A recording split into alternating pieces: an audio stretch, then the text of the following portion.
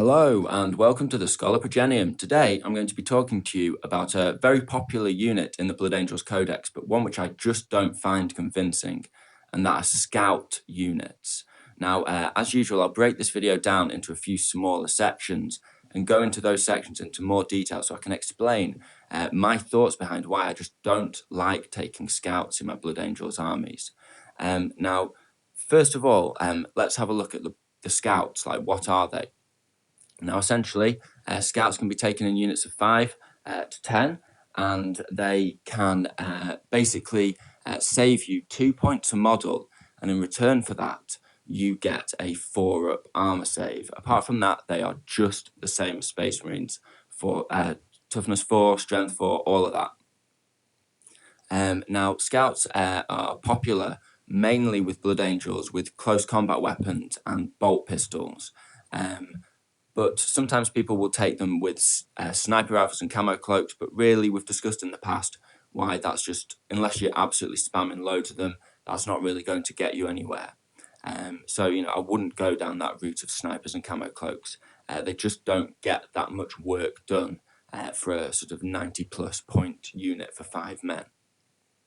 But the close combat guys are quite popular, and sometimes people like to take a few Dakar scouts and maybe throw in a heavy bolter or a missile launcher. They've got a few gimmicks, like they can spend a command point for a hellfire round on the heavy bolter that does some mortal wounds, a couple of other useful gimmicks like that. And sort of, in many ways, Dakar scouts just sort of sitting on your back lines, firing out a few shots are probably the best way to take scouts or the close combat guys, and for that reason, they are the most popular loadouts. But for me, neither of those options are as good as tactical Marines for the sake of saving yourself 2 points. Or, if you were to take Primaris Intercessors or something like that, you'd save, maybe 5 or 6 points per model, but still, they're not worth it. And I'll mainly talk in terms of tactical Marines, but generally the same rules apply towards Primaris. Primaris and tactical Marines are both better than scouts for the following reasons, in my opinion. So if you're taking Dakar scouts and they're sat in cover, they are going to be on a 3-up save. And unless you start to spend points on camo cloaks, at which point you're spending more than you would be on tactical Marines anyway. So what's the point? And you don't get that bonus when you're not in cover, so they're just worse. So you wouldn't do that. So if you've just got some cheap scouts, maybe with a heavy bolter or a missile launcher, sat in cover, 3 units of 5, something like that, just spraying out some bolter fire, sat still. When the enemy wants to get rid of those scouts, it is a much easier job. They can do that casually with their spare Dakar. Your opponent will have some random Dakar in their army. Whether they're Dark Elves and they've just got splinter rifles attached to some flyers. Those splinter rifles are, those flyers are there to, use disruptor cannons or dark lances, or maybe normal elder flyers, bright lances, that kind of thing, to rip apart star cannons, to rip apart enemy armor, take down your armor. But they've still got, the shuriken cannons, the splinter cannons, and rifles attached to them. That's random Dakar. That's there for opportunistic fire. And shooting at your scouts, that's perfect target for them. So you're just making them more efficient. Whereas if those guys were tactical Marines, they're sat in cover. 3-up armor plus cover is a 2-up armor save. So you're just that much more resilient. You're just not really able to be dug out of cover with random bits of Dakar. So you're just making your opponent's list less efficient. They're just not able to use those little extra bits that their units have. Efficiently, it's just they're not helping them. So, that just keeps you in the game much longer. Means your tactical Marines are there in the late game, able to hold objectives, get involved in combats and melees when they need to, and that kind of thing, and just shoot out fire. They're just there for longer because they're tougher, because they're stuck in that cover and they can't really be easily dug out by random Dakar. They need some focused fire to kill them. The same comes in terms of combat. I cannot underline to you enough how valuable that 3-up armor save versus a 4-up armor save is in close combat. Yeah, your scouts, they've got, just the same amount of attacks as assault Marines in close combat. They're putting out that volume of attacks. But in close combat, armor saves are so much more valuable than in the shooting phase, because in the shooting phase there is just a massive availability of AP minus weaponry. Loads of basic troops, Primaris intercessors, Scutari, that kind of thing, can get hold of AP minus weaponry. Loads and loads and loads of armies just have AP minus 1 and AP minus 2 in abundance. And if they want to, they can focus down on units that are in cover or in the open, strip away their armor save and kill them off. And it's that much easier to do that in the shooting phase. But in close combat, AP minus weaponry is generally restricted to specialist elite units, which you generally won't be tangling with exclusively with your troop units. You might be helping out one of your elite units and just adding in a few extra attacks, but generally speaking, you're not going to be taking on AP minus weaponry. Leaders of squads, especially Imperium and Eldar, can take AP minus weaponry. Agonizers and Dark Eldar, power swords, that kind of thing, which can take down armor. But generally speaking, in troop on troop and even to the mid-level infantry combat, the majority of participants in that combat, the majority of models, will not have any AP minus. And that is significant, because that means when you're tangling in close combat with your basic troops, your basic infantry, you are going to be so much more survivable. That 3-up saves means often you will not lose a model in close combat. If you're fighting an enemy unit of guardsmen or elder guardians or even witches or something like that with a high volume of attacks, you probably won't lose anyone, because they won't have AP minus anything, and you've got a 3-up save, and they won't get that many attacks through because you're toughness 4, and a lot of infantry is only strength 3. But if you're scouts, half of the wounds that they get on you will go through, and you'll lose. It just seems significant. Your scouts just drop away that much more quickly. So although, you've got extra attacks on your scouts, if you want that capability, just go Assault Marines. Assault Marines have the chainswords, they have the bolt pistols, and they can do that. But I get, obviously, that's not allowing you to fill a cheap battalion. So I get that's kind of a moot point. But what I'm saying is, the extra combat output with the scouts, even though you have got that +1, and it is making use of that +1 to wound that Blood Angels have, and it's making maximum use of it over Tactical Marines. I get the benefits of scouts. You've got an extra attack per guy, which means that you are going to be making twice the use of the +1 to wound benefit that Blood Angels have. But Tactical Marines as a base, just on their own with that +1 to wound, gives you that upper hand in close combat. You've already got an upper hand in close combat anyway, man to man. So why not then also have better armor as well? Then you've got better armor, better close combat capability than the opponent's troops that you're facing. You've got the best of both worlds. It's less of a glass hammer, it's more reliable. And you need your troops to be reliable because they're your OBSEC units. So they need to hold objectives, they need to be around in the late game. And the problem with scouts is they're just never around in the late game. They can do a bit more damage whilst they're there, but you can't rely on them. They're going to be gone. And that just puts you in a bad position in the late game when you're trying to maintain board control. You're trying to pull together those last scraps of units just to win the last few combats on those last few objectives, those last few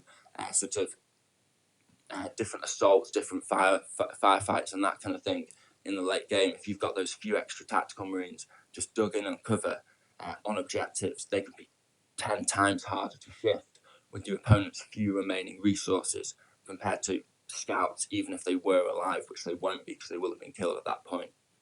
So that is why, having that extra armor save on every level is just better than focusing in on getting the extra attacks and just making more use of that +1 to wound.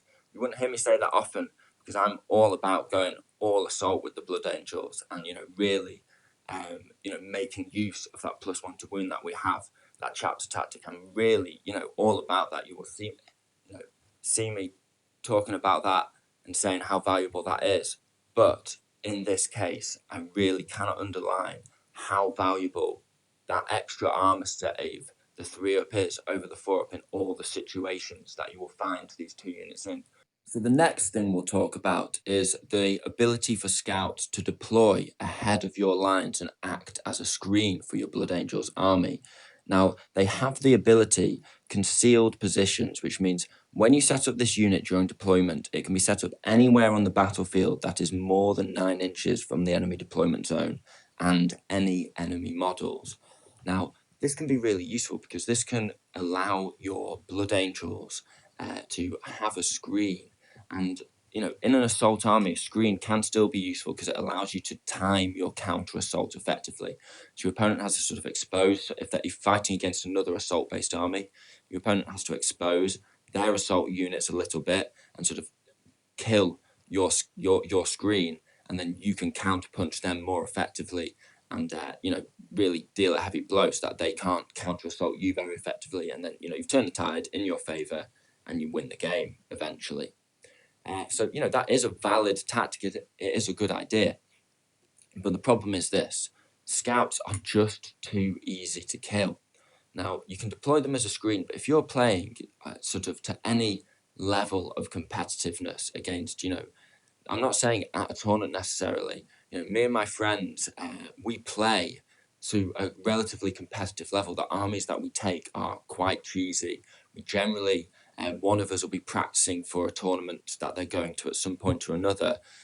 So we'll all, when we're playing games against each other, have sort of tournament-ready lists that we're trying out, or just ideas. We bring heavy, meaty lists when we're playing against each other.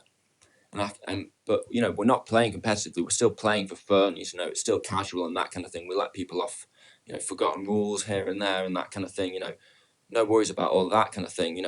But they are hardcore lists, and I'll tell you right now, a hardcore list has 15 scouts acting as a screen is not a screen to a hardcore list by any means whatsoever.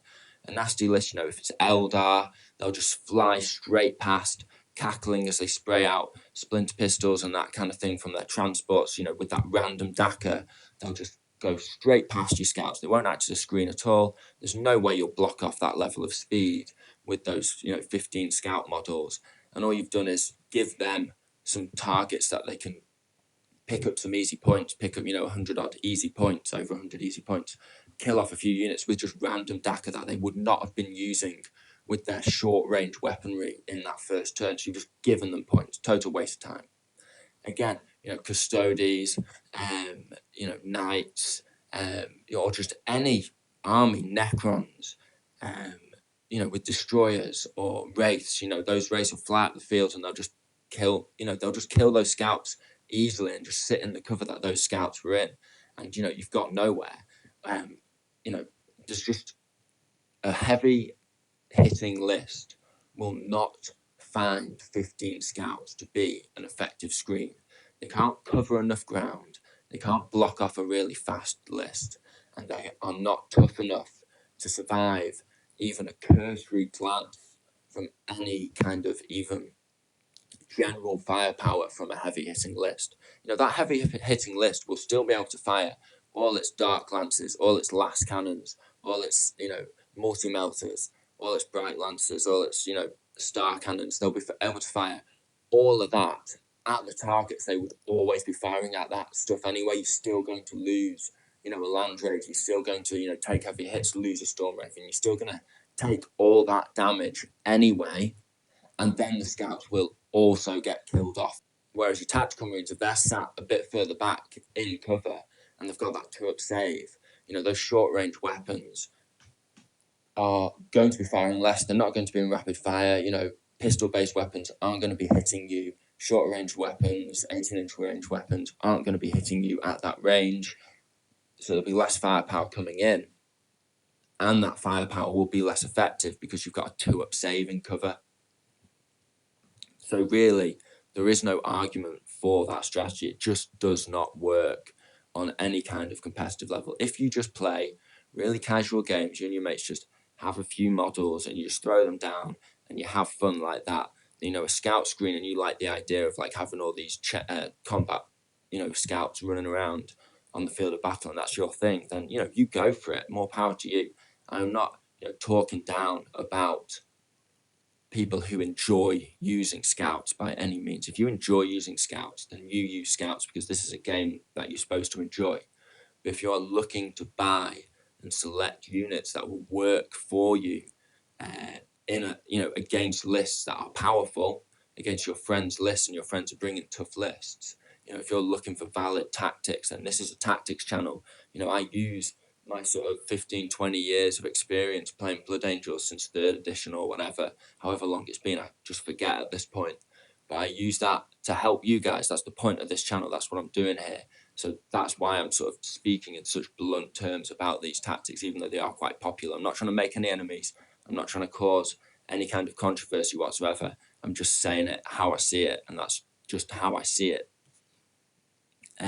When I'm facing off against other Blood Angels armies in tournaments, which isn't uncommon, and I see that they've got 15 scouts, I know that I'm going to kill those scouts. I know that that's not going to take anything away from my main plan overall. I'll just be able to kill those as a side dish, so to speak, whilst my main army's just doing what it would do anyway. I'll kill off those scouts. Easy points, easy first strike, and I've got 150 points or so lead on them for nothing. It was just for free. Thank you. It's a gift. So, and if that's the case, if Blood Angels on Blood Angels, I know that those scouts are not, I've got an advantage against them, and that speaks for itself, really, doesn't it? That says, they're not the best choice. If Blood Angels versus Blood Angels, they lose out, every time. Now, the final thing I'll talk about is, the advantage of scouts in a soup. Now, if you are combining scouts with Death Watch in some kind of soup list, then, scouts, Blood Angels and Death Watch scouts are a really good idea, because every scout that you take buys you a Storm Shield for your Death Watch veterans. And that is a huge deal, because, being able to scrape together the points, Death Watch are an expensive army, and being able to scrape together the points for Storm Shields cheaply on your Death Watch units means you've still got these scouts, and they can deploy further back in your lines. They can hold objectives in your lines whilst your Death Watch are getting forward, getting in the fight, and that kind of thing. And your scouts, if they die, you don't care, because you've got these really hardcore Death Watch units that are going to be in the game till the end anyway. They're veterans, but they're still objective secured because they're troop choices. So you've still got your board control. You can still hold objectives with troop choices at the end of the game, because you've effectively got your tactical marines still, but even better tactical marines with 3-up invulns, which is invaluable. And these scouts are just cheap and on the side, and get you an extra battalion very cheaply, and give you access to stuff like Death Company, Sanguinary Guard. So in a soup list, scouts are a really good idea, because you've got better tactical marines available to you. So why not take those better tactical marines with the better equipment options, and then just get the cheap command points, get the access to the hardcore Blood Angels close combat units like the Death Company, the Slam Captain, that kind of thing, and just take those 15 scouts as well, because that just gives you a really cheap battalion, a couple of elite units, or maybe just the Death Company on their own, a couple of Slam Captains, Mephiston. You've got a really hardcore addition to your soup there, with 3 command points, because you're taking it as a cheap battalion. So that's a really valid tactic. In soup, scouts are a great idea, especially with Death Watch, because in soup lists, you are trying to maximize your points efficiency hugely, so you can get the best of everything, and you're still going to have a few cracks in your list, inevitably, and the scouts can sort of be a not huge crack. They can still do stuff. When they die, it's not a massive loss of points, but you've got command points that you can spend on these crazy stratagems from like the 3 codexes that you've got access to.